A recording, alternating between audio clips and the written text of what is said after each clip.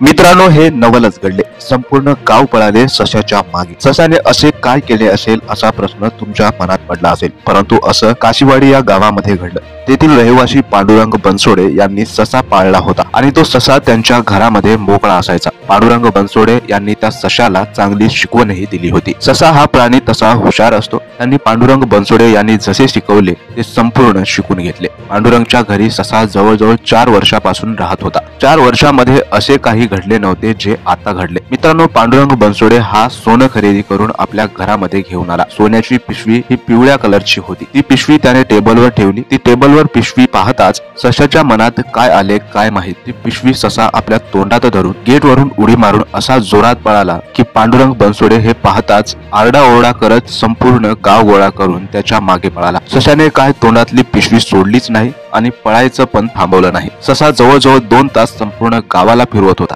संपूर्ण गावातील लहान पोरांपासून ते वृद्ध माणसांपर्यंत सगळेच त्या सशाच्या मागे धावत होते. ससा काय कोणालाच सापडला नाही. 2 तासानंतर ससा सगळ्यांना परेशान करून हळूच पांडुरंग बनसोडे यांच्या घरी ती पिशवी तशीच तोंडात धरून ज्या टेबलवर ठेवली होती त्याच टेबलवर ठेवला. मित्रांनो, पांडुरंगला सशाचा खूप राग आला होता, परंतु सशाने पिशवी जशाच्या तशी घरी आणून दिल्यामुळे त्याचा रागही शांत झाला. मित्रांनो, या सशाच्या करामतीबद्दल तुम्हाला काय वाटते कमेंट मध्ये नक्की कळवा. खूप जणांनी या व्हिडिओला बघितलं, त्यामुळे सर्वांचं आभार. मित्रांनो, याही पेक्षा भयानक बातम्या बघण्यासाठी सगळ्यांनी एकदा जरूर चॅनलला सबस्क्राईब करा. धन्यवाद.